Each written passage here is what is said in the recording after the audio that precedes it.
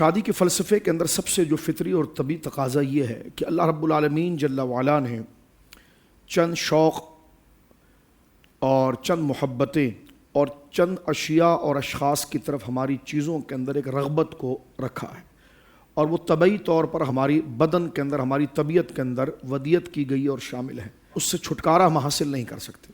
مثلا جس طرح کہا جاتا ہے کہ جیسے خوف ہے یا محبت ہے یا لالچ ہے، یہ ہماری طبیعت کے اندر ہے، اس کا استعمال اگر صحیح جگہ پر کیا جائے گا تو یہ محبوب ہے، واہ واہ واہ، اور اس کا استعمال اگر غلط جگہ پر کیا جائے گا تو وہ ایک لحاظ سے گناہ ہے، اور بلکہ ہر طریقے سے گناہ ہے۔ مثلا خوف دیکھیے، خوف کس سے کیا جائے؟ اللہ رب العالمین سے، تو یہ محبوب طریقہ ہے۔ محبت کس سے کی جائے؟ اللہ رب العالمین اور اس کے دین سے، ٹھیک ہے۔ سبحان اللہ۔ اسی طرح طلب کی جو توجہ جس کو ہم حرص کہتے ہیں ہمارے اندر ہے، وہ کیا؟ تو اللہ رب العالمین جل وعلا سے مغفرت اور نجات کو طلب کرنا، تو یہ اس کے خیر مراکز، کیونکہ یہ ہماری طبیعت کے اندر ہے۔ شریعت نے یہ نہیں کہا ہے کہ آپ خوف کو اپنے اندر سے نکال دیں، آپ غصے کو اپنے اندر، غصہ اللہ رب العالمین نے ہماری طبیعت میں رکھا ہے،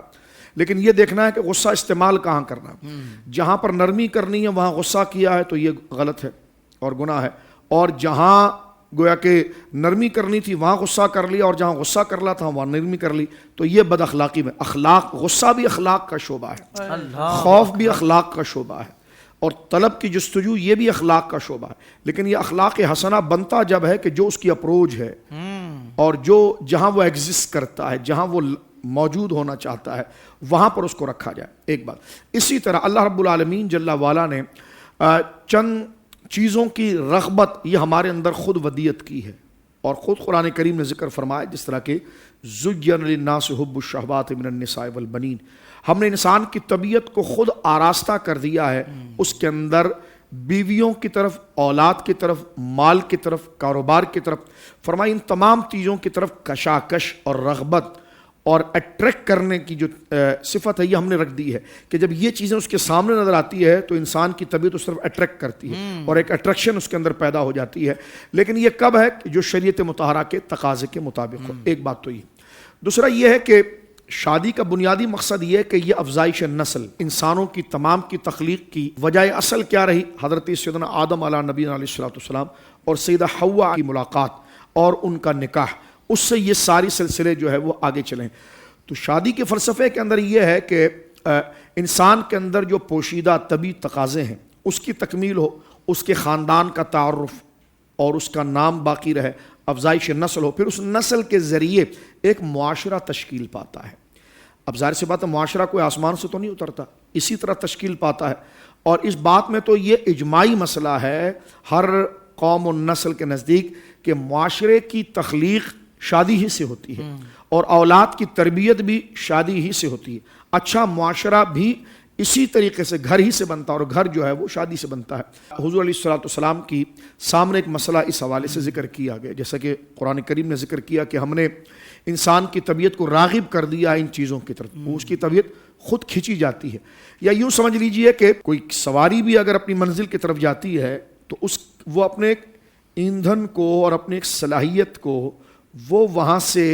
ریلیز کرتی ہے، اور اس کے بعد وہ اپنی منزل کی طرف آگے بڑھتی ہے۔ جیسا ایک پلین ٹیک آف کرتا ہے تو وہ بہت بڑی ایک طاقت اور ایک پریشر کو ریلیز کرتا ہے، اور پھر وہ ایک طاقت سے اوپر کی طرف جاتا ہے۔ تو اللہ رب العالمین جل وعلا نے ہمارے اندر کچھ ایسی خوبیاں رکھی ہیں جس کو ہم نے اس دنیا میں ریلیز کرنا ہے، اور وہ ریلیز کر کے وہی چیز ہمیں اللہ کی طرف بڑھنے کا ذریعہ بنتی ہے۔ جس طرح کہ شوہر کے لیے بیوی کی محبت یا بیوی کے لیے شوہر کی محبت، دوسرے انداز میں اسی تناظر کے اندر اسی کے کہ عورت کے لیے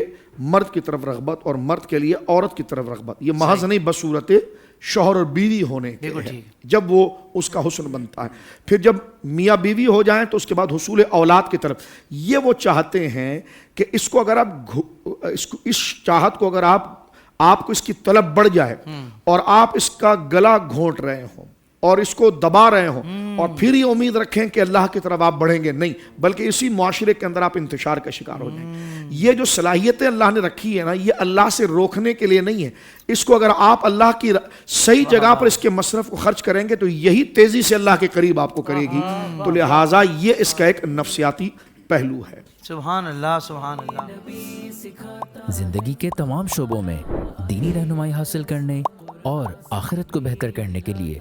ہمارے YouTube channel Islamic digital studio کو سبسکرائب کر لیں اور بیل آئیکن بھی پریس کر لیں۔ قرآن سے بھی ملاتا ہے